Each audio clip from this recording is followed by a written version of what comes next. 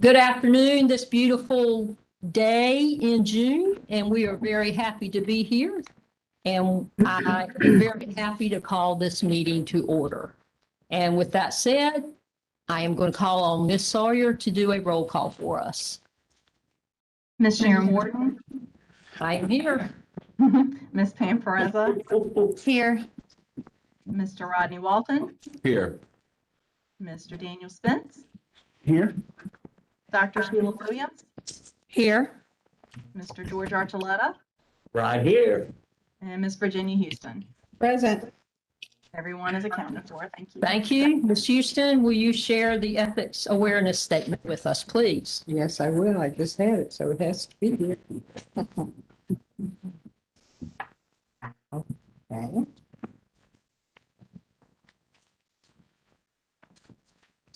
Right here. Welcome to this meeting of the Elizabeth City Pasquotank County Board of Education. It is my duty to remind members of this board that it is your responsibility to avoid all conflicts of interest and potential conflicts of interest in accordance with Chapter 138A of North Carolina General Statutes. As public servants, it is our duty to continually monitor, evaluate, and manage our personal, financial, and professional affairs in such a way as to ensure the absence of conflicts or potential conflicts. Does any member know of any conflict of interest or potential conflict of interest with respect to any matter coming before the board this evening? Let the record reflect that no conflicts exist. Okay, thank you. Need a motion from the floor for the approval of the agenda Motion to approve the agenda for this evening. and a second. Second. Okay. All in favor with a roll call, please? Pam Pereza, Yes. Rodney Walton, Yes. Daniel Spence, Yes. Dr. Sheila Williams, Yes.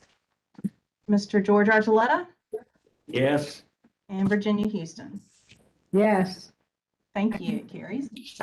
Thank you. We're going to move on with our agenda, and we're going to begin with financial, business and technology, and with the maintenance report from Ms. Wilkins. And I'm just going to simply ask, after looking over that information, does anyone have any questions for Ms. Wilkins?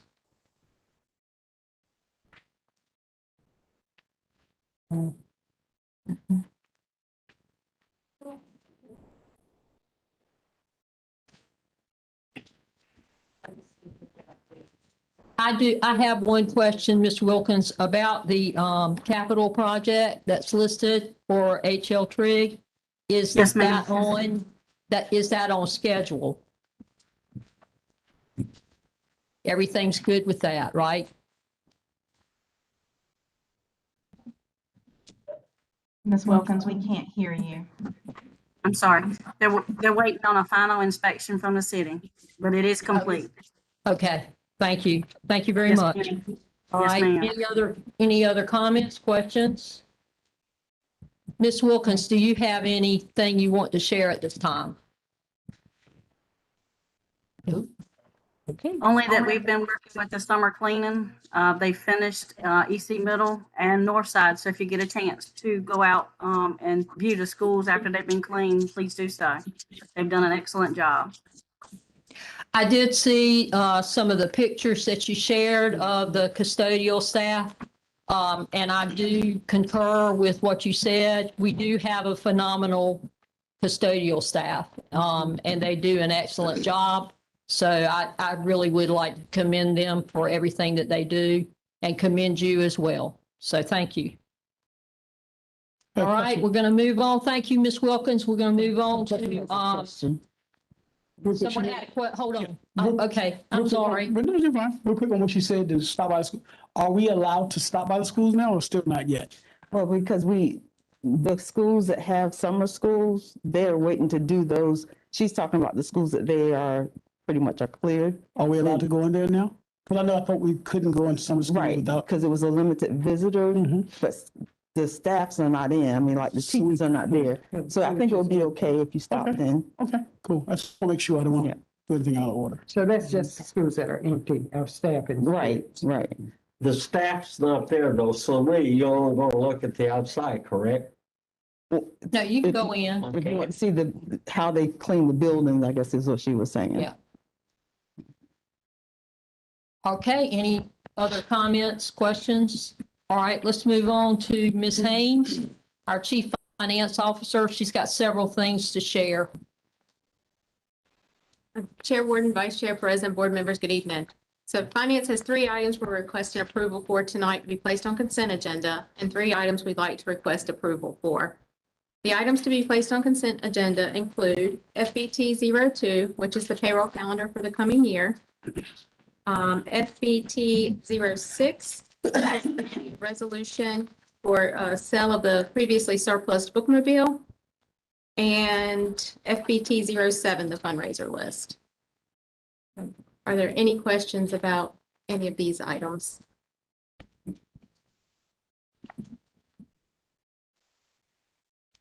Anyone have any questions about any of those items? Okay, I'd like a motion from the floor to put those items, actually, I can give the motion. I'd like to move that we transfer FBT 02, FBT 06, and FBT 07 to the consent agenda for the board meeting that is coming up. Okay, all right. So now I need a roll call for that. Pam Perezza, Yes. Rodney Walton, Yes. Daniel Spence, Yes. Dr. Sheila Williams, Yes. George Archuleta, Yes, Virginia Houston. Yes, Thank you. Motion carries. Okay, so all those items are on the consent agenda for Monday's board meeting. All right, Ms. Haynes. The next 3 items we are requesting action on tonight. Those items include FBT 03, which is the insurance renewal from School Board Trust for the general liability insurance. The renewal, FBT 04, is the School Board Trust renewal for the auto inland marine policy.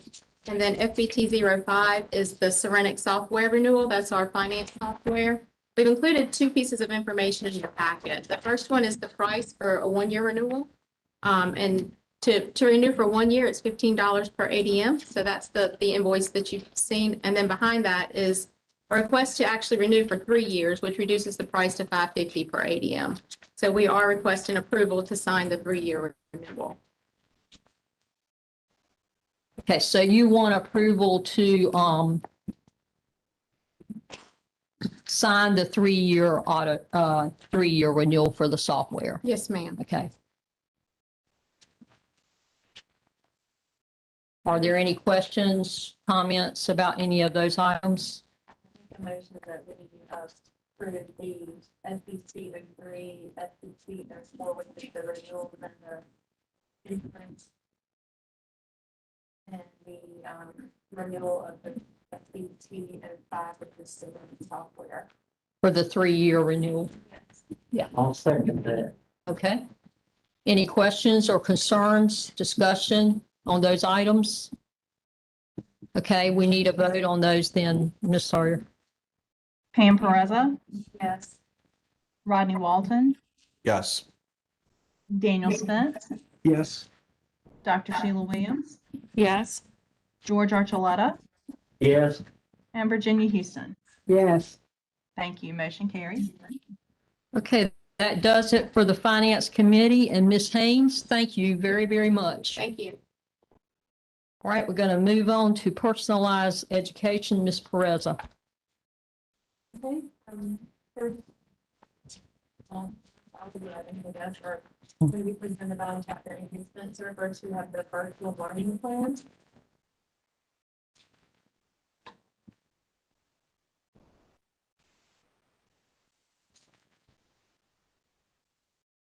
Good evening, Board Chair Warden, Vice Chair and Committee Chair Perezza, Interim Superintendent Mrs. James Davis, board members, colleagues, and guests. I come before you this evening to present PE-01, the virtual learning plan for approval and to place on the consent agenda.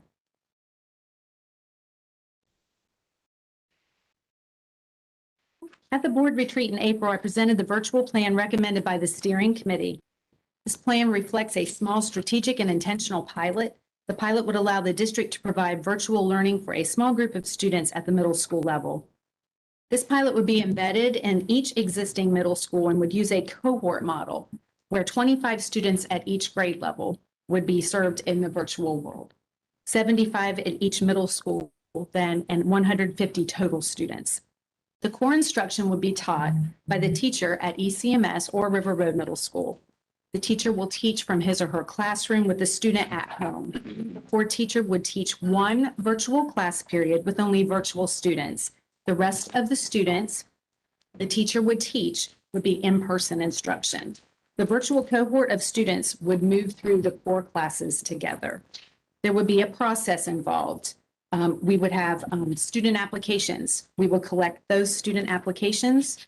Second, we would check applications with student data from last year to include attendance with no more than 10 unexcused absences, benchmark assessments, iReady math and reading, and report cards, and conduct student and parent interviews by a virtual student selection committee. If there are more than 25 students per grade, students would be selected using a lottery.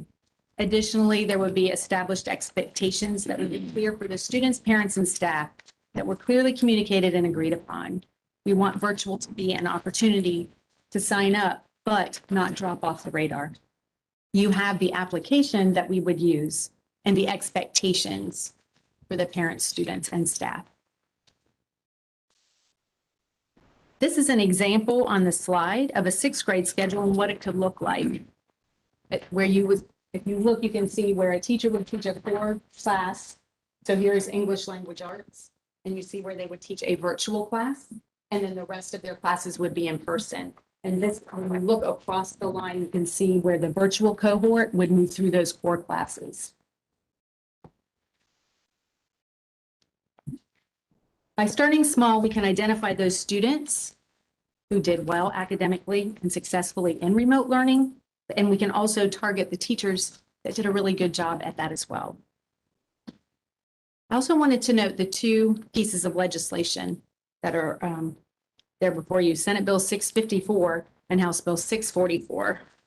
These are addressing virtual learning, and they are currently in the active part. And so we've been monitoring them very closely. If this legislation passes, it could impact the plan that we have. However, we are asking that we can proceed with this virtual plan that you have before you. Are there any questions? If the bill passes, how would it impact what we're gonna do? Well, Positive or negative? Yeah, that was gonna be right. okay, so No, it was great, because that's what I was gonna ask. it's okay. So House Bill 644 was put into place. And basically what it said was it was more about remote academies. And what they wanted was if you had a district that had between 1 and 15,000 students, they wanted you to have a remote academy. So we would fall into that. We would only be allowed to have one. Senate Bill 654 has changed drastically. And so it started out where it had what we have presented to you at the board retreat in April. And so it said you could have a school within a school, which technically is what we have here before you as a pilot. You have the students and it's like this virtual opportunity, right? So it's like this virtual school within a school. It has changed dramatically when it went forward. And we've been monitoring it closely. And what happened is they have now included in that Senate bill the remote academy piece, and they've taken out that school within a school opportunity. So basically they're saying it needs to be a remote academy. If that were to happen, you need to apply for that process. And that's typically 4 to 6 months before you would do that. Additionally, you would have to have a school code to show it as a separate entity. Would not necessarily have to be tied to a building because, again, it's in the virtual realm. But it would also have to have a principal. And so You would have a principal of this virtual academy, a school code that would be that virtual academy. And it would not be where you would have this school within a school, if you will. That's how it would impact it. Would it limit the number of students who could apply? And again, I know you said 25 for Right. grade level. For Right. So what we wanted to do is we wanted to provide an opportunity to see how it would go. And so when we presented this information in April, Senate Bill 654 did have that opportunity in it. And we felt that starting small would be a good way to do that, right? We do live in a rural area. We don't have a lot of broadband access, and we do have a rather small district. It's not huge, but it's also not, not too small. But when you look at how wide and vast we are geographically and how our broadband internet is, we have a lot of students that are marginalized just because they don't have the access.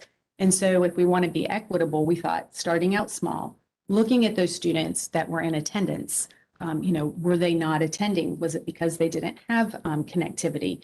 Was it because it was intermittent and spotty, even with the support of hotspots? Did they disconnect just because they needed that connection with a human connection? All of those things. So we thought that smaller version, the steering committee came together and just felt that that would be a better way to be able to see if an academy would be something worth pursuing, because that does mean you have to have a principal. You would need to have teachers in that. And then if you don't have the students, or you do, but you're pulling from other schools, that also changes things because then you lose teacher allotments as well.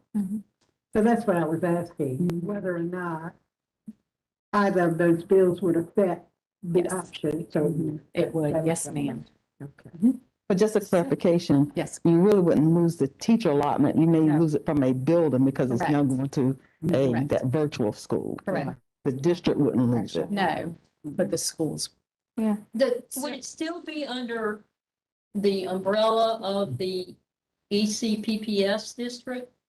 Yes, ma'am. Okay. It would still be one of our schools. It would just be, Okay. it would just be different. It would be an additional school. So right now we have 13, we would have 14. Okay. And that 14th school would be that. So I do have a couple of questions, Go ahead. and one being, the whole idea, is this similar to what other districts, surrounding districts are doing? Would we be the first? We're piloting. What are others doing? I mean, So, do we have other districts that are, so there are others that are doing similar where you have some virtual options, not necessarily perhaps that school within a school model. I know that other schools do have remote academies. I know that pending legislation, even those schools that are already in existence might have to adjust and change to what that legislation is. I know that in regional meetings that I have had, a lot of the curriculum and instruction leaders were very hesitant to jump and be mandated, if you will, to have something that would be virtual. how would this affect their participation in sports? I'm just curious. So I think that would be at the pleasure of the board and what you would want if it was a remote academy, and if we would say that they would participate. So you kind of haven't thought about that, or what have you thought about that you would? I think the steering committee would adjust with that legislation and come back and look at that. So if you're looking at students who want to be remote and it would be an academy, it might very well be like the Elizabeth City Early College, where you are targeting a certain group of students and they don't participate in those sports, right? But if we would want to pursue that and give them that opportunity, then that would become a question as to whether or not they can do that as a separate school. Would they have enough students? Or if they would go to another school, and what would that potentially look like? And I think that goes into some legalities and different things. And when would you be looking to implement this? If it was a remote academy, we wouldn't meet the deadline. So if this legislation That would passed, take time, but, but what you're presenting tonight. oh, we could do that in the fall. So you're looking to do it in the fall. We could do that in the fall with your approval, yes. Okay. And then the 25 students, I know you've said 25 per grade level. So for That's in school. both ECMS and River Road, which of course, all of this is very interesting now because you know, we had half the parents trying to get the kids back in, the other half, they wanted to stay remote. So we're going through that. And I guess this would please those who are fine with them being virtual and those who want them to be. So you did say you're looking at students and you're looking at their academic performance. And then you're looking at the teachers who would, one, qualify, and then two, it would be optional if they like to participate in this virtual process that you're pursuing now. And so students, I know you said that they can apply, and then you have in your mind a cutoff of what their GPA would have to be in order to participate. Is that what you're? I think we were looking more at, did they attend? How did they perform? And we would use those things like benchmark assessments, teachers that had worked with them, their grades, that we have some EOG scores and we do have some EOC scores. So if they were in, if they participated in the EOG assessment, we would have that as well. This is just for the middle school, right? Yes. No, Pam's first. Pam, she had a question. So Dr., if I may, Dr. Williams, we asked a question about what the other districts were doing. Yeah, I'm always curious as to who's doing what around us. Not, we can't be the trendsetter because that's great as well. But I was just wondering if others. So this is a survey from like the superintendents back in March, April timeframe. Eden to Shawan at that time was still researching and planning. Gates were planning to do a K-12. Washington was planning K-12. Pitt, K-12. They already had an academy. They've had it for a number of years, but they said most likely 4-12. Terrell 8-12, Beaufort K-12, Northampton K-12, Bertie K-12, and of course we were 6-8 at that time.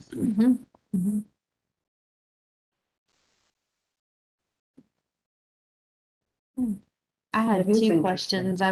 The question about sports.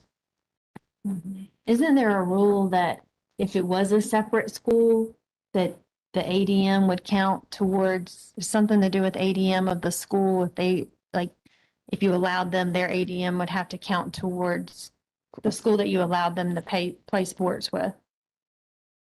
Okay, So if we had virtual kids and we had a virtual academy and we said all the middle schoolers who play sports can play, but they have to play at River Road, their ADM counts towards River Road's ADM. Correct. I Okay. believe that is correct because I'm just basing it on, previous district. Well, in the early college, that's Right, why. yes.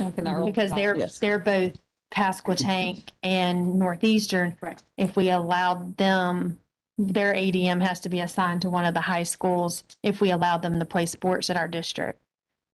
I believe that is correct, but we can get some more I information. think that's, Because it would have been, I know before when I was looking into it again for another district, it was going to cause them to go into another bracket. for- conference.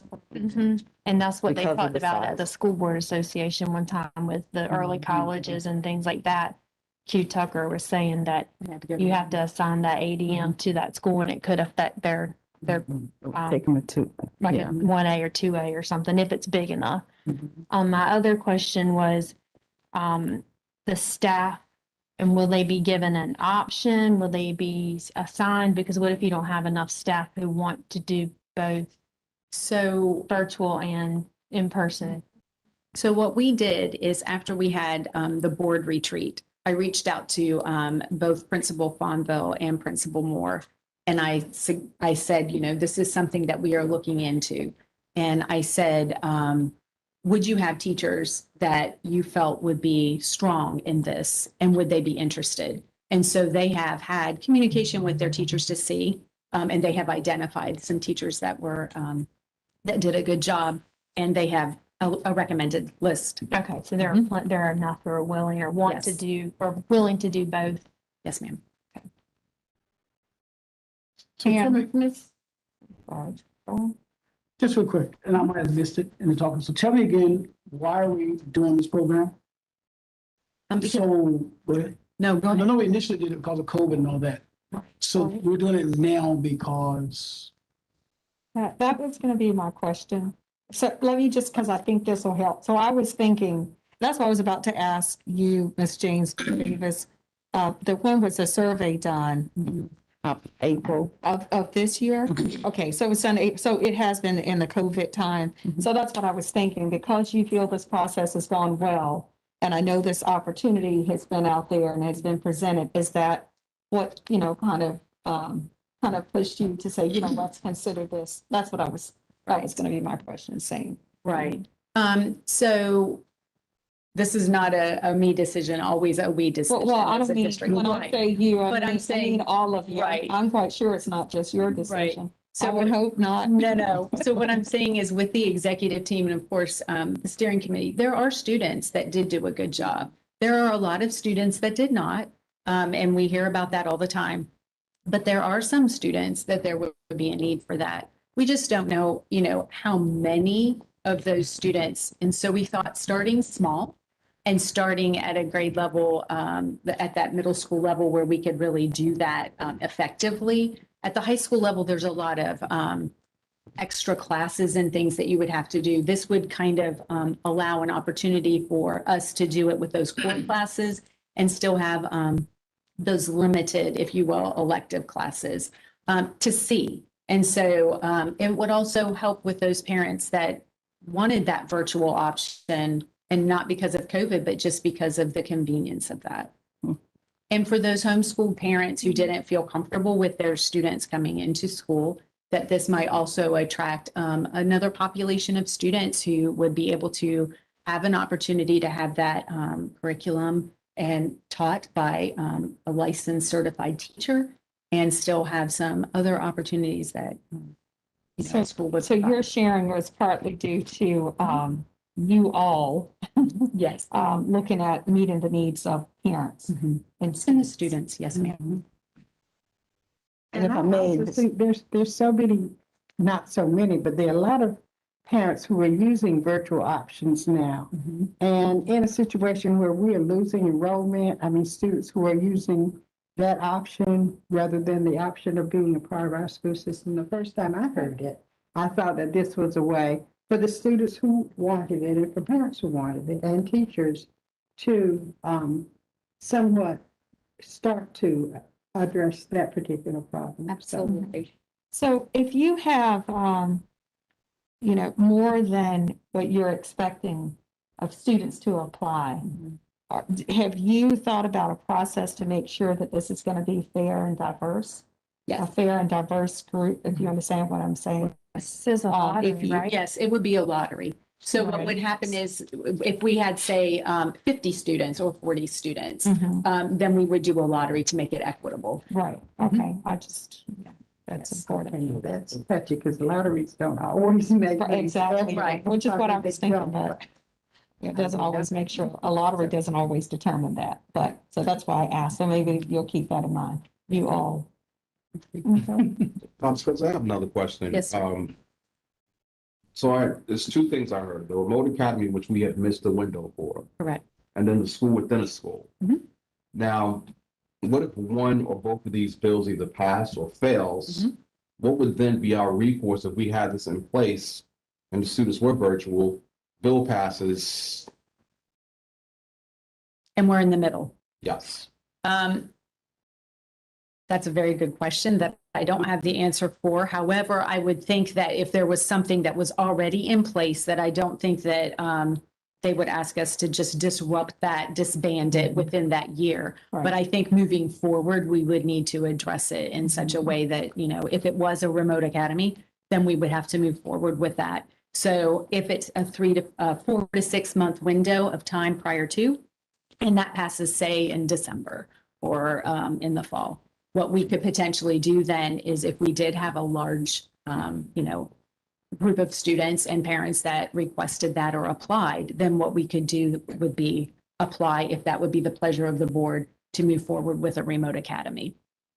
Okay, so that could work twofold where even if it didn't pass, but the interest is larger than what we expected. Mhm. We would have time then to plan. to look into doing a remote academy. Mhm. So with that being said, communication is key. So we share this with the parents and students at the beginning of the program, say, hey, look, we're going to start this program this way. Mhm. However, there's Bill 644 and 654 that could potentially change it. Will we communicate that somehow to them so they don't get blindsided? Like we know, you talk to us now, we know. Right. But if But- they start and they have no clue.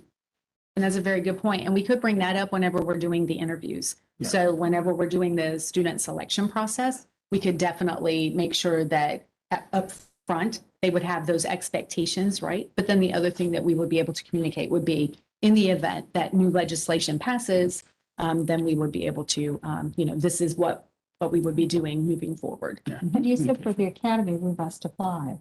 Is that, didn't you say that? I'm sorry. what? The academy, we would have to apply? Is that what you said? Yes, Right, so because you that's have to have, subject to yes, approval. that's subject to approval. So that would be, where we apply to the state and that's Right. that 4 to 6 month window where you would wait and see if they have accepted that. Yes, ma'am. So you are actually applying for a school code Yes. for the Right. virtual academy. Right.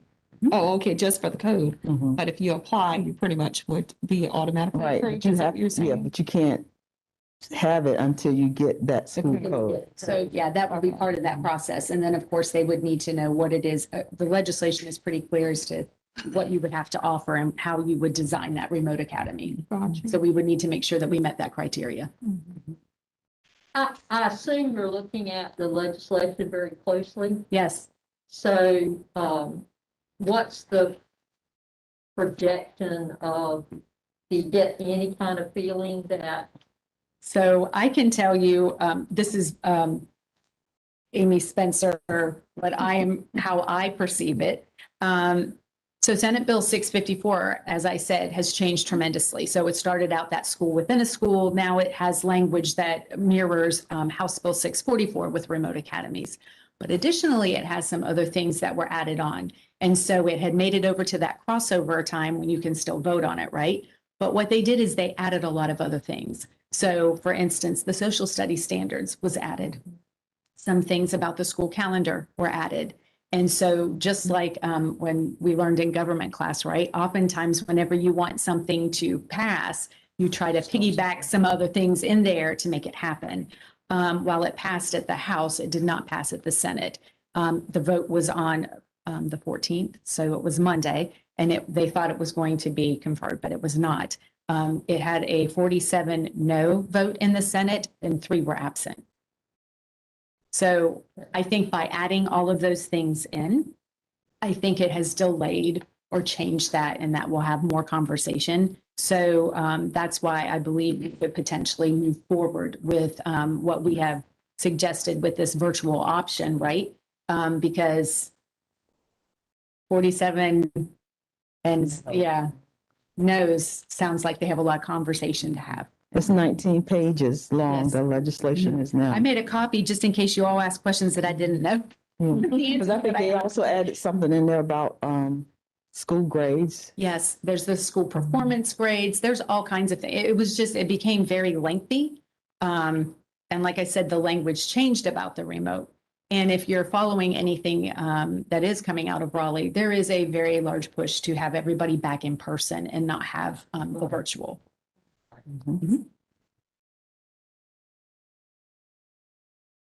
There's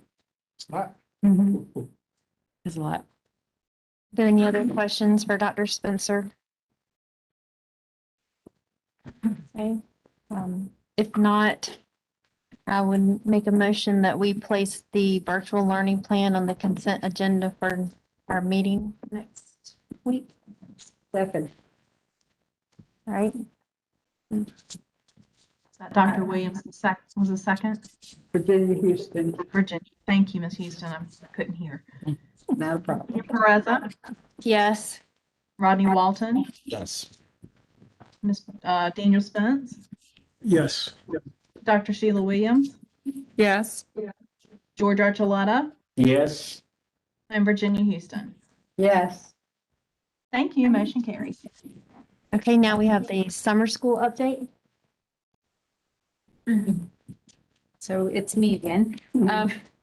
Before I begin, I need to state that I misspoke at the April 26th board meeting. I presented the summer school plan and I presented it as June 14th to July 21st. But when I spoke, I said July 22nd. So what I want to do is let the minutes reflect the correct summer dates as June 14th through July 21st. Okay, so before I begin, I want to begin with a brief overview as what has occurred. So April 12th, prior to you approving our summer learning program, we asked the principals of all the schools to give Central Services the list of students who were identified as academically at risk. And that was based off of grades and benchmarks in general statute. And so at the beginning, I want to say in January, they had to give me numbers of students that were considered academically at risk. And I had to present that information in a report to the state. And so then what I did is said on April 12th, please give me the names of those students that you considered academically at risk. And so what we did then is we were monitoring again all of this legislation that's going on, and this was House Bill 82 at the time. And we looked at that legislation, and for the longest time we were like, it's just stalled, nothing is happening. And so our team, and we have a great curriculum and instruction team, the district coaches and myself and Mr. Lane and Ms. Proctor, and I know I'm going to forget somebody, we met and we looked at that legislation, and I said, let's plan as if this is the, the biggest thing that we would have to do. And then if it doesn't pass, we can scale it back and modify it to meet the needs of our students in our district. And so we planned and had it like a skeletal idea of what we wanted to do. And then on April 9th, during spring break, they passed it. And so we were, I believe, ahead of the game a little bit. So then what we did is we already had the names of the students. We presented that plan. We kind of put it together, and we presented the plan to you April 26th, and then we submitted it to the state right after that. So then the first week of May, it got very busy. So we were out for a week, and we were hoping that we would be able to send letters to our parents that last week of April. Because we were not in the offices, we came back in May, and that's what we did. So we mailed to all of the students that the principals had identified a letter inviting them to our summer school. And it was in English and Spanish. And on that was a link where they could go to forms in English or Spanish, or it had a little QR code so you could kind of scan it and do it. Additionally, we sent all of those forms to the principals so that there would be a hard copy in the event that parents did not have the capability to be able to print a form or to fill it out. And so we did that the first week of May. On May 7th, we asked the principals to then follow up with phone calls to all of those students to make sure that they had received the letter, because sometimes I get my mail and sometimes my neighbor gets my mail, and we just wanted to make sure that there was another form of communication. So we asked them to reach out. After we did that, we were also at the same time simultaneously creating job postings for all of the teachers and all of the staff that we would need to be able to ensure that summer school would happen. So those were posted as well. So then May 10th, the teaching positions and the classified positions, all of those, and the administrators, those were due May 10th. And then May 12th, the student applications were due. We also got an influx of a lot of late applicants. What we did then is we sent all of those applications to HR, and we had them all make sure that the teachers had certified their licenses were current. And we checked with all of the principals to make sure that the people that had applied were recommended, because we wanted to ensure that we were getting top-notch teachers. And so after that, we held meetings. And so we held meetings with the teachers. We held meetings for the elementary separately because their school and what they needed was different. We held it with the middle school teachers. We held it with the high school teachers, and we held it with the principals. Additionally, we did it with the small group facilitators. So we had meetings with everybody, and that occurred on May 26th. On June 3rd, we had professional development for all of the staff. So the elementary had Reading Horizons, which is the reading program that we used for our reading program for the summer school, and then also Edgenuity. We use Edgenuity for credit recovery, but we also have access to courses that help with learning loss and other things. So we wanted to ensure that our staff knew what resources were available. Additionally, they had the books and the core material that they would have during the regular school year. We then also looked at the numbers and we tried to fill in as many of the students as we could. So we had that cutoff date. We placed them all with students. So the team out back did an excellent job of matching up teachers and putting students in. And we paid particular attention to the RAND study, which is what the legislation was based off of. And it said that 150 hours or 30 days was where students really could expect to maintain and retain the learning that they received. And so they also said 15 students in a classroom. They wanted to make sure that they got direct instruction, and this is K-8. They wanted to make sure that they could do small group instruction. High school was different. They wanted to have EOC courses in person, and they also wanted to make sure that they had credit recovery options. We were very fortunate because we had high school teachers that were willing to work in all content areas. So we had history teachers that applied. We had science teachers that don't just teach biology.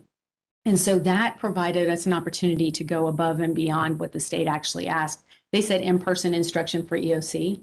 We had in-person instruction for the credit recovery piece of it, but we had that for, it could be chemistry, it could be math too, which isn't a tested EOC, but we had enough math teachers that we could provide that opportunity for those courses. So in the event that a student failed something that wasn't just an EOC, they would have access to credit recovery modules, but also teachers that could provide additional support.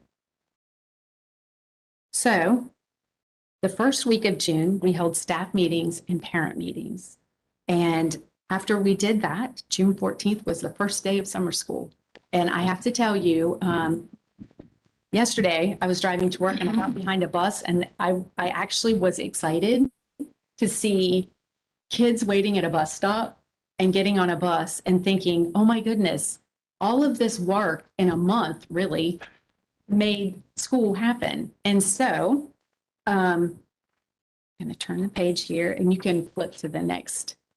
Amber, if you flip to the next one. Okay, so these are the numbers that we have. So if you look at PW Moore, we have 260 students enrolled with 44 on the wait list.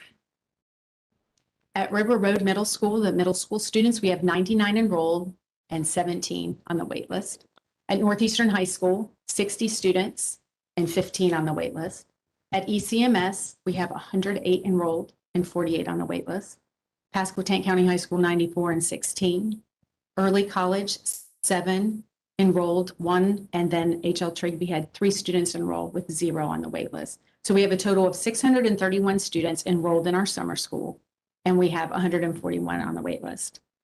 The elementary is being held at PW Moore, and we also have extended school year there for the Exceptional Children's Department. So we tried to make sure that we had all of the buildings kind of consolidated, and that would make it easier for transportation, child nutrition. Our middle schools are housing our middle and high school. So we have on the north side of town, ECMS and Pasquotank County High School are at ECMS. And then we have River Road Middle School and Northeastern High School at River Road. So if you would, yep. So additional opportunities, because we don't want our students on wait lists if we can help it, or not provide some other options for them. And so what we have done is we started looking at the wait list, and it's and it looks like, when I said we have a lot of teachers, the good thing about that is it looks like there's a lot of teachers, but it doesn't look like there's a lot of students. But when you start looking at the courses, all of those building administrators within a period of like a week hand scheduled all of those students. And so it was like moving parts and trying to make sure everybody was in the right place, because not everybody needed certain things. So they did that, but then we still had that wait list, and we still had students that couldn't come all day for credit recovery or in-person instruction with their teachers. And so we started talking about credit recovery as it was done in the past. And in the past, they used to do credit recovery where they would go to HL Trigg and there would be a facilitator there, and they would take one course that they failed over. And so I know some of you might be saying, what is credit recovery? Well, credit recovery is where you have a subset of a course, a full course. And we have Edgenuity, which is state-approved courseware, and there's a pretest that happens at the beginning. And so the students all go in and they take a pretest for that course. So say, for instance, I failed Math 1. I would go in and I would take a pretest. The pretest goes through all of the standards and things that you need to know. And then it creates the course specifically designed for me. So maybe I knew 20% of the course. Well, then I don't need to take all of the course material, right? I would take only those parts that I would need. And so it's very customized for the students. What we didn't want to do is provide credit recovery with a facilitator that was not a teacher and provide multiple opportunities. So it's say I failed Math 1 and maybe I also failed English 1 and maybe I failed another course. Not giving me 3 courses on my own by myself with a facilitator. So say my oldest son, who is not in education, but was like maybe an assistant, could come in, but has no clue what, Math 1 or English 1 would be. I wouldn't be able to ask for that support. Summer school, they do have that. So we didn't want to say, take all the classes that you failed if you failed more than one, but let's just take one and let's give you a period of time that you can do it. So we met with the high school principals and they are going to hold 2 sessions starting the last Monday in June and running to August 5th. So it's still going to be 6 weeks. It'll go Monday through Thursday. They have agreed to have a session in the morning from 8:30 to 11:30, and they have agreed to an afternoon session from 12:30 to 3:30. So 2 3-hour sessions. And we have hired or in the process of hiring some facilitators that would monitor. So at Northeastern High School, they could have maybe 2 classes of 25 students in the morning. So they could go in for 3 hours. They might have a job. So they can go and work at the, at their job in the afternoon. Or maybe they work in the morning. So now they would have an opportunity to come in and take a credit recovery course from 12:30 to 3:30. The high school principals are responsible for reaching out to them. And we will use the process for credit recovery where they send a letter to the parents saying your child has qualified for a particular course. We had a conversation about focusing on that course that will help them get promoted to the next grade or will help them with graduation. So being very intentional about that course that they take, and also focusing on that course that they failed the best, which sounds awful, but if you have a 2 in a class as opposed to a 45, you would know more content with a 45 and experience more success with that. So focusing on those classes that they would have more success. So they are going to be reaching out to those parents with that. And then those will occur and they'll still have an opportunity. So that will clear the wait list for our high school students, but then also be able to provide some opportunities for students who maybe have jobs and couldn't come the full time for summer school. Additionally, our elementary students will have access to Reading Horizons. And so while everybody was doing iReady, which was during the school year, all of the students, and Ms. Godfrey did a really great job, all of our elementary students are rostered for Reading Horizons. So she said that she would put together a 1-pager that basically says to parents, this is how you can access Reading Horizons at your home. And so the students would have the opportunity to be able to engage in that. So we're trying to look out for those students who are on that wait list. Any questions? Did I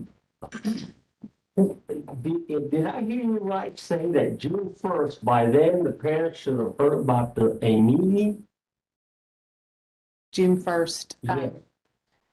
Maybe I heard wrong, something about Well, the the first- parents. Right. So those students who had made it to summer school, so they had sent an application and they were, they had been accepted and scheduled into summer school. Yes, the parents were reached out to by the teachers. So the principals rostered the students to the teacher, and then the teachers had a virtual meeting. In the past, we had a smaller summer school, which was more of the elementary reading camp, if you will. And so they would have a face-to-face open house. Well, we still are in COVID and I'm looking at you all wearing your masks and we can't do that. And so what we wanted to do was ensure that the students had reached out, you know, knew who their teacher was and where they would be going. And so, yes, they had those parent meetings. And that was just for those that were gonna go to summer school. Correct. Okay, but way before then, around May 10th or May 26th or somewhere, there should have been already a notice to the parent that the students were at risk, right? Oh, yes, sir. So Now, they. who was responsible for that? I'm just curious. Okay, on so that the because- principals were asked to create that list. And so they gave us the list and the student identification number. And then we ran Ms. Proctor worked very diligently and ran all of the labels for all of the students. And so those lists were given to us by the schools. Here at Central Services, with 13 schools and approximately 5,000 students, we would have no idea who those were, but we wanted to make sure that everybody got the same invitation. So we sent it out from Central Services. That happened that first week of May. May 7th, the principals then used that same list that they had given us, and then they made those phone contacts. So it might have been a teacher that called the parent and said, hey, here, you know, you were invited. Now, I'm not to say that there's not been some hiccups along the way. In a month's time, trying to get all of this together, there were some issues, and we've learned. So having a digital site also helps me be able to invite Dr. Williams. And you didn't get an invitation. However, look, there's summer school, and here's the link. So we had to really make sure that we were enrolling the right students and the ones that had been accepted, so that we wouldn't have this enormous wait list for, you know, parents that. I might have misunderstood, but Right. I was aware of a situation where supposedly the parent didn't know anything, Right. bang. Right. So again, those were lists that were created by the schools. And so I have had some phone calls about that. And so we have redirected them to their schools because, again, we don't have access to all of that. That's why we asked them to send it to us. Well, like I said, I might have misunderstood. Yes, sir. I'm excited about the additional opportunity that you had for those who could not get in summer school. So out of the 144 that were on the waiting list, Mhm. how many of them qualified or in part of the credit recovery program?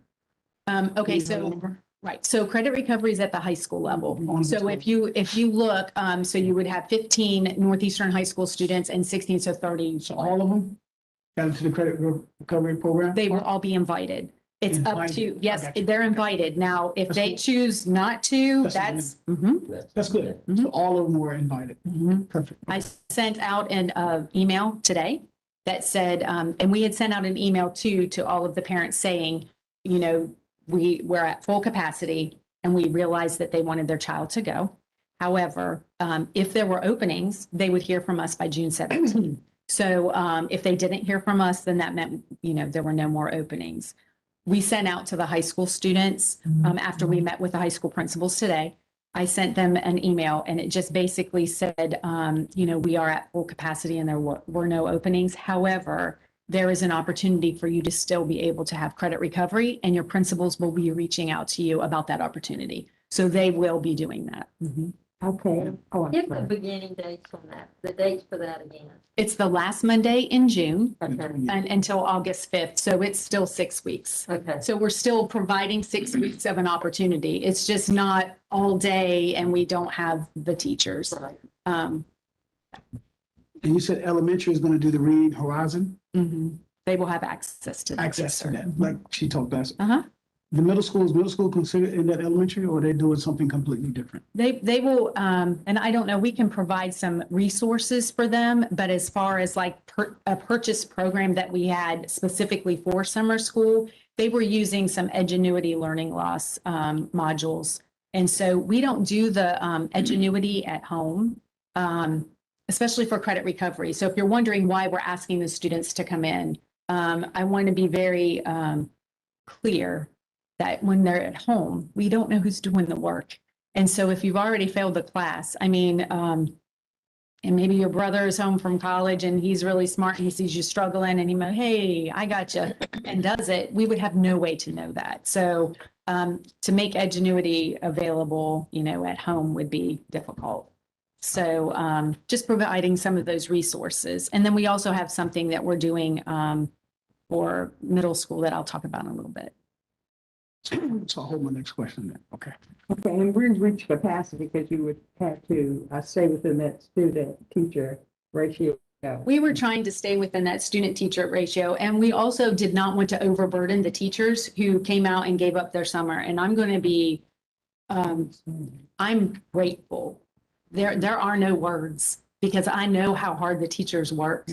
It was this year has been like no other for parents, for students, for teachers, for everybody. And so when you look at the fact that they would be willing to come and give up 22 days of their summer, and they're working 9-hour days. So summer school was 8 to 4.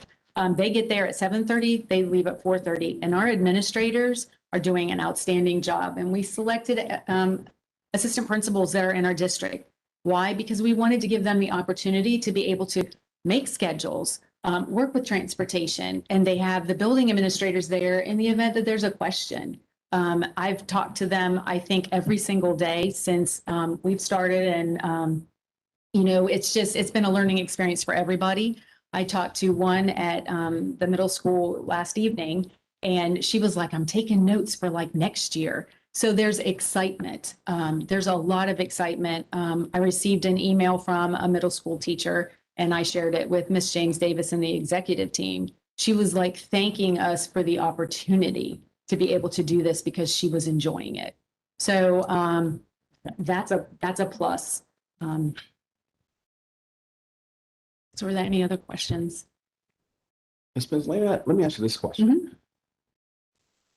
For the ones who are enrolled and waitlisted, we know the percentage of the ones who did not respond to the fact that they were at risk.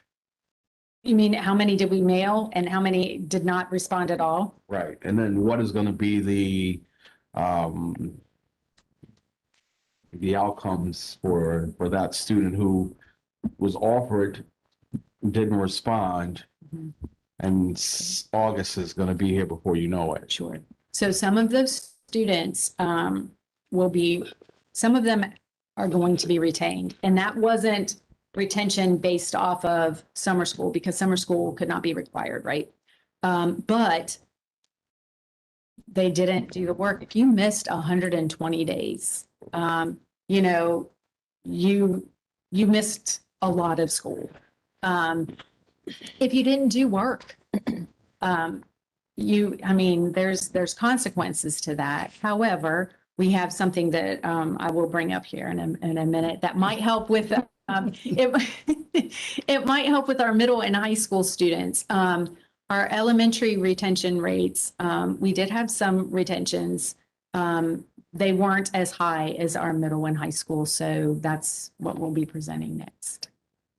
That's always an issue, and we tried to find ways to, I know I should say the administrative staff and the academic instruction staff, but that's always a major issue. It is. And the beauty of MTSS, that multi-tiered system of support, is most of our teachers have gone through all of the modules and the training for that. And that's basically where you have your core and you know what it is that they have to know. But then you have students that are slightly below and then well below grade level. And so going through and being able to know how to talk about your instruction and looking at, okay, I've given them the core and here's where they are, and providing the supports that they need will be huge. And so moving forward, we have plans with our PLCs and our coaches to really be able to start talking about, did it work? How do you know it worked? What is it that we could do better? And start really digging into more of that. So that will get to each student and differentiating that instruction. And that will help like with what you said. Thank you. Any other questions? Any other questions about the summer school update? Now we have the 2020-2021 academic update.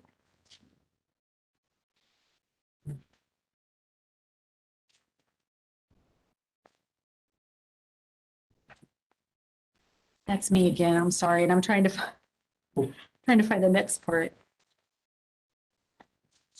Okay, so the first part is going to be our testing and accountability. So our coordinator, Nina Griffin, last board meeting shared updated numbers of students who had completed the fall EOC, the spring EOC and end of grade tests, and the North Carolina Extend 1 tests.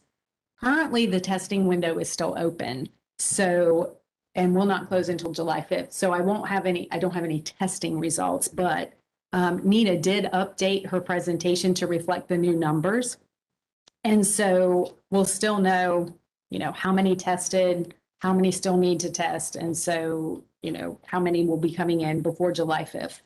Additionally, by the end of July or the beginning of August, we should have more of the testing information and it would be released by the state. And that at that point, we can tell you exactly where they were, like EOCs and percentages of proficiency. It needs to be noted, however, that there will be a delay in the 4th through 8th grade reading scores. And there's also going to be a delay in the NC Extend 1 reading and science scores. So those will come out in either late summer or early fall. So we won't have that data whenever it is presented. And so Ms. Griffin will present that data to you when we have it available. All right. So if you look at the slides, you can see we have 92% of the students in grades 3 through 5 who've completed the end of grade assessments. And you can see the numbers on the left column. You can see here, these are the numbers that needed to be given. Those are the number of exams that were taken, and those are the number of exams remaining. So we're below 100 in each one of those categories. And if you look, over 1,000. Okay. So then here's your spring of 2021. Again, your reading and your math. So 88.2% of the students in the middle schools have completed the end of grade.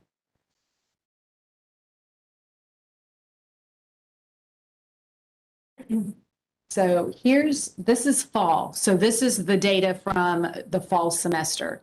So you have, again, this is the number of exams that should have been taken, the number that were given, and the number that are remaining. So we're slowly dwindling down, and they are coming in still to take it. And then here's spring 2021 of your EOC courses. And 83.5%. Right. Any questions? It's pretty cut and dry. What kind of outreach for the students who haven't? I'm sorry, cut you. No, go ahead. What kind of outreach for the students who are still due to come in? Because like I said, those numbers are going down. Right. You guys still reach out to them to let them know that right. It's getting close to July 5th. Correct. And Okay. so what we did is I was talking to Ms. Proctor today, actually, and they are scheduling meetings with principals next week. She said they don't know it yet, but that's what's happening, to make sure that we're reaching out to that small number to just say, hey, look, this is 20% of your final grade. That's state statute. And you all most graciously lowered it as being 25% to 20. So, come in because an effort is better than a zero. And that was communicated to the students that in the event that you do not come in and take that test, that it will factor in as a zero. So, yes. Any other questions? Any more questions in that section? Now, Dr. Spencer has a Sylvan Learning Center update for us. Okay. So, can we go to this first? And Yes. my apologies. Before Sylvan, this Yes. was what I was talking to you all about as an alternative. So in the past, we have mentioned that our leadership team here has engaged in numerous discussions to rethink, reimagine, and redesign education for our children at ECPPS.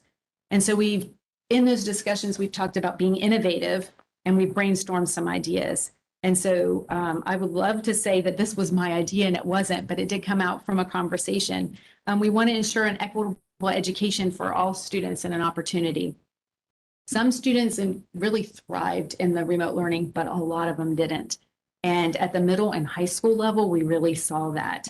And some of those students really fell behind. And And so while the summer school options are there and it's providing this bridge to the next year, which is what Mr. Walton was alluding to, some of our students still need some additional support. So this year, we are presenting a non-traditional alternative for students who are identified as at risk academically. And what we are going to do is have 4 middle school teachers and 4 high school teachers, core teachers. So that would be your reading, your math, your science, and your social studies, as well as an EC teacher at HL Trigg. Students who were retained in grades 8 through 11 and who are referred by their principal will attend HL Trigg to retake those core classes that they have failed. And so that first semester will be really critical. When they pass at the end of that semester, they will transition back to and be promoted to their next grade. So this will kind of serve as this additional support. So for those students who really just needed more, this will provide that opportunity. It's not for all students, but it's for those students that just, retained, and then that principal thinks that this would be a good idea. So are there any questions about that? So what would that do for that student who went to Trig for the first semester Mm-hmm. and then they get promoted, Mm-hmm. essentially second semester? Mm-hmm. What does that student do for the first semester they missed in that grade they're getting promoted to? So do they're starting out behind and then next grade promoted? So we've talked about that, and I'm glad you asked that. So one of the things that we can do, especially for those 8th graders, right? Because they would go, and if you look at what our graduation requirements are by our board policy is 28 credits. When you look at that, if you take your classes and you have 4 years, 2 semesters each, 8 times 4 is 32. Okay, you miss 1, so 32 take away 4 is 28. You couldn't mess up ever again. You couldn't fail a class, and you'd have to take a class every time.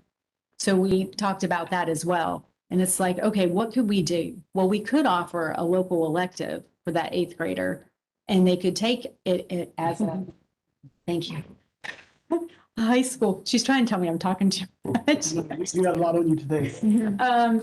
What they could do is take an elective, and that elective could be in Edgenuity with a teacher of record, and it would be maybe strategies for academic success. That could count as an elective credit. So now they're not necessarily so far behind. And then if there would be another elective that they could take, so they could have 2 potentially. So they're not so far behind. They still have 2 high school credits, and then, kind of move ahead. You might not still be classified as a 10th grader at the end of that semester, but you're still getting those credits and you would be able to move along.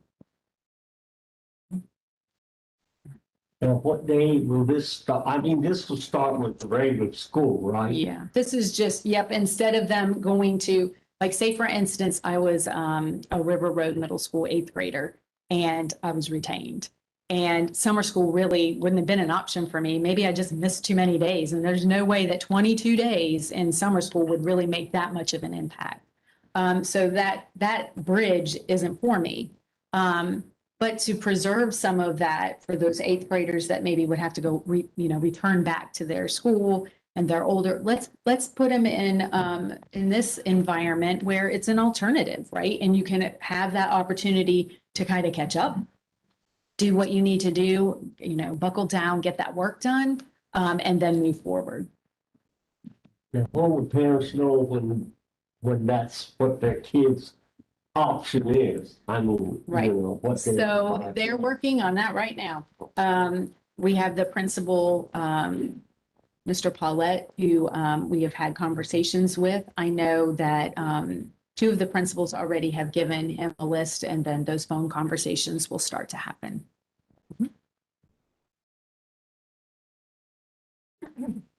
Any other questions about this opportunity? Thank you. Okay. Go ahead, you can keep going, Amber. You can do one more. Yep. Okay, next one. There we go. So when we contracted with Sylvan, we contracted for 900 students or 75 students per school, and principals identified the students and sent the information to Sylvan. Students participated in face-to-face or virtual tutoring. The face-to-face tutoring occurred either at the school or at the Sylvan Center, and lessons were based off of a pretest that the Sylvan Center had given to the students. As of today, Sylvan has worked with 446 students face-to-face or virtually, and they are planning to serve more students this summer to fulfill their contracted time and the number of students served. So no additional cost to us for those students. At the next board meeting, we have invited Michelle Tinch from Sylvan Learning to come and present her data from Sylvan's work with the students and answer any questions you may have. But we just kind of wanted to give you a little bit of an update. And Amber, if you would do the next slide. Those are the numbers of students, and you can see on the left is the school, and then we have the face-to-face numbers, comparatively speaking to the virtual, and then how many students total at each school.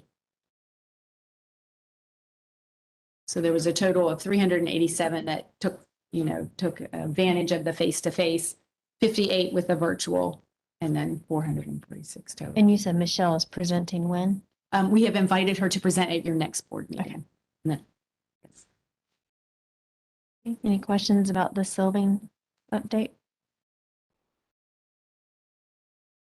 Okay, and we have the exceptional children's update with Dr. Spencer and Dr. Glenn. Yes. So at this time, I'm going to turn it over to Dr. Glenn so she can just give you some updates on exceptional children. Thank you, Dr. Spencer.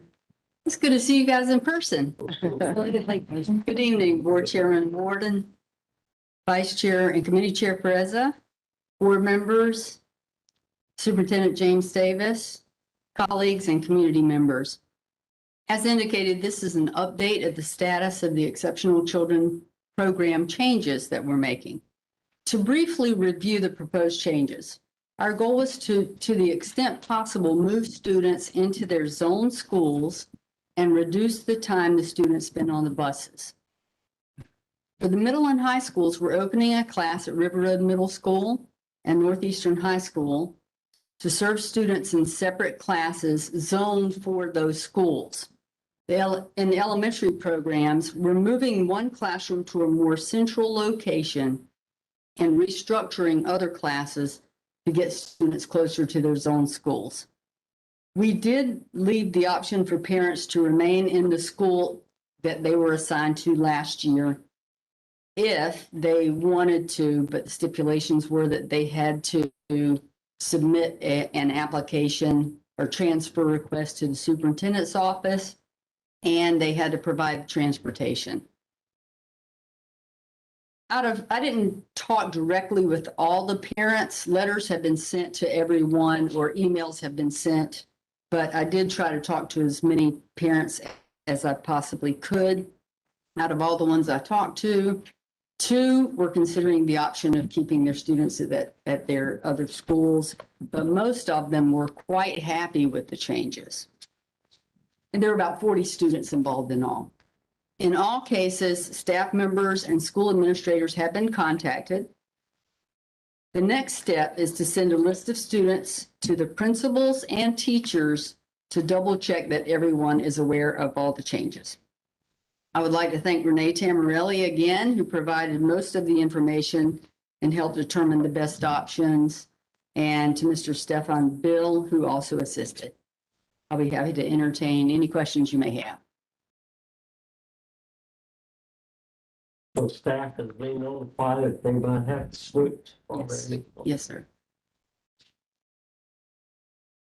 All right, thanks. I'll turn it back over to Dr. Spencer. Thank you, Dr. Glenn. Thank you. That concludes presentations. You guys aren't off the hook. You're the next committee. You're with George's committee. You're next. That's true. Yes, Dr. Spencer, that's a little far. We'll be looking at the mental health plan, and Dr. Spencer, you're going to continue with that. Okay. So Chair Warden, Vice Chair President, Committee Chair Archuleta, Interim Superintendent Ms. James Davis, board members and colleagues, I come before you to share the Elizabeth City Pasquotank Public Schools Mental Health Improvement Plan, GCHS-01. Later, you will hear from Ms. Tammy Sawyer. She will present 2 policies that relate to the plan that you have before you. Dr. Holly Glenn will present the highlights of the Mental Health Improvement Plan, and some of the committee members are here to answer any questions you may have. We are asking that this item be approved and placed on the consent agenda so that it can be sent to the state to meet the July 1st deadline. At this time, I will have Dr. Glenn come back. Hello again. Good evening, Board Chair Warden, Vice Chair Preza, Committee Chair Archuleta, Superintendent James Davis, board members, colleagues, and community members. A committee that was representative of administrators, all school grade levels and disciplines was formed to review the requirements and provide suggestions for developing the mental health plan.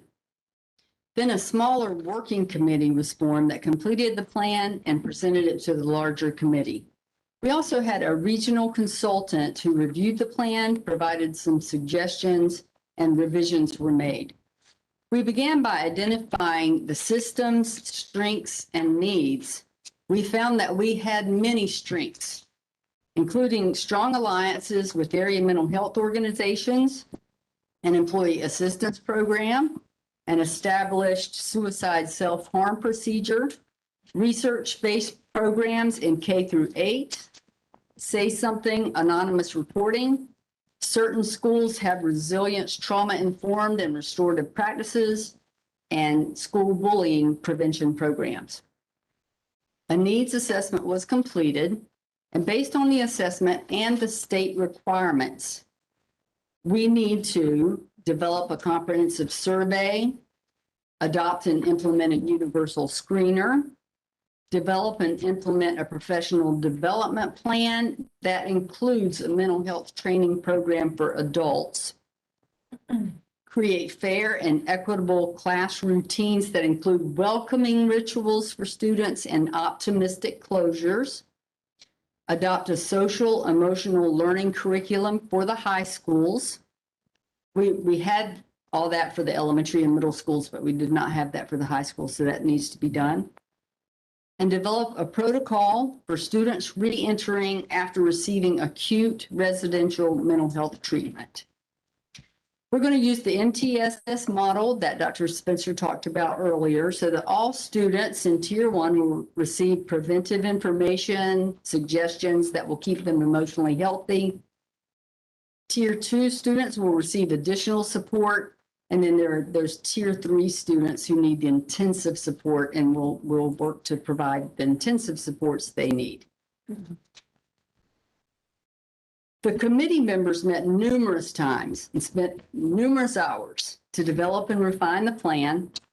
So I would like to thank all the committee members, but in particular, the working group who participated in the actual development of the plan. And that was Mitch Hudema and Renee Tamarelli led the group, Stefan Bill, Lizette Butts, Phyllis Fitzgerald, Lisa Germano, and Dr. Spencer. That concludes the presentation of this plan, and a couple of the committee members are here to answer any questions you may have. Anybody have any questions? Well, thank you. Thank you. Yes, and, just to ask you, the committee members, I guess, were Miss Tamarelli and Miss Fitzgerald. Yes. Okay, so. All right. Mr. Archuleta, I make a motion that we place the mental health plan on the consent agenda for our meeting next week. Okay, I was going to do that. but Oh, I was sorry. gonna, you know, add the other two with the same motion. What other two? All the ones that he had. Yeah. Oh, okay. Okay. But thank you, Ms. President. And I guess, Ms. Spencer, you finally get a break. Okay, now we're going to look at procurement plan for school nutrition and the free and reduced application procedure. And this will be Ms. Tammy Reinhardt. Oh, Ms. Tammy? Chair Warden. Committee Chair Archuleta, board members and interim Ms. James Davis. Thank you for hearing me tonight. The first thing that we have is the procurement plan. I believe the only change that was made from the last time that the board had approved it in 2017 was the small purchase threshold. And that went from 5,000 to 10,000, and that was per the DPI's recommendation at our last administrative review last year. The second item is the free and reduced meal application process. And this is the first year that DPI has required for board approval.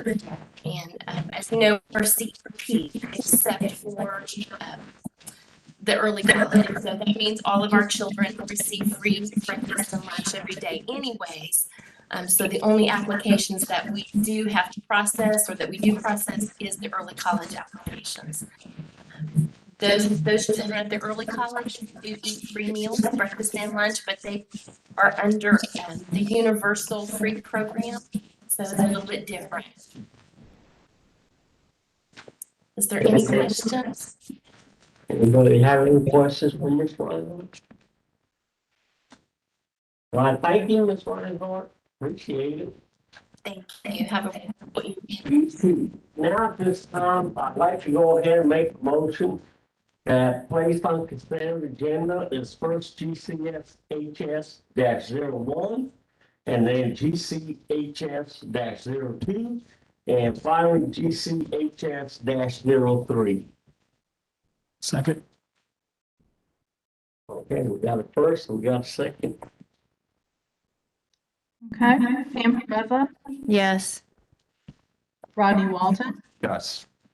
Daniel Spence, Yes. Dr. Sheila Williams, Yes. George Archuleta, Yes. and Virginia Houston. Yes. Motion carries. I guess it's my turn now. Is it my turn now? Yes. Okay. Next on our agenda will be two policy codes, and to present those is Ms. Tammy Sawyer.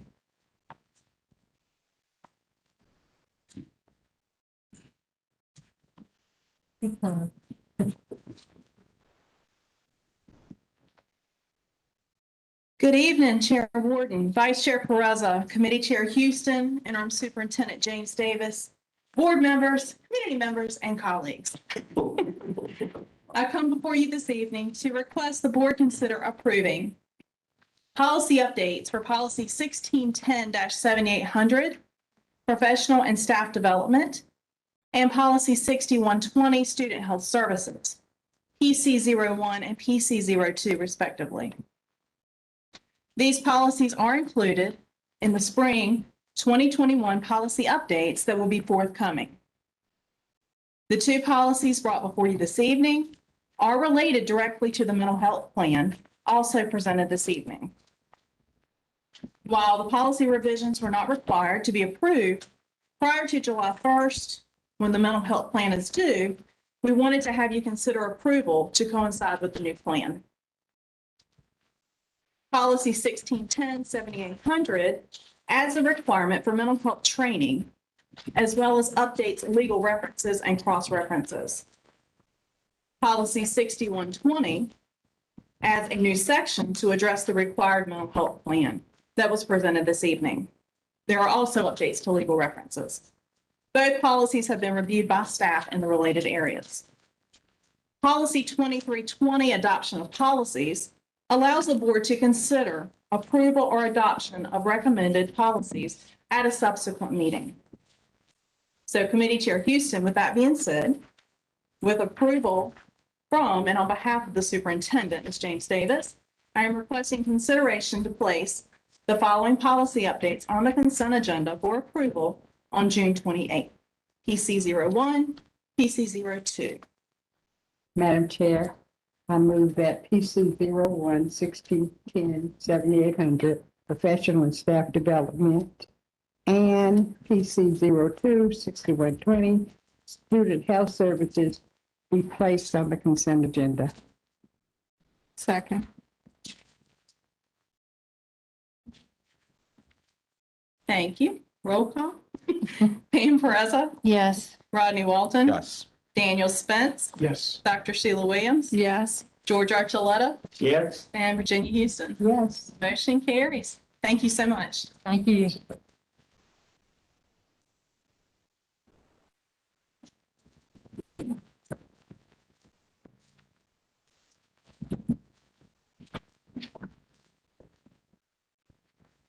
Okay, at this time, I'd like to ask Dr. Williams to take us into closed session, please.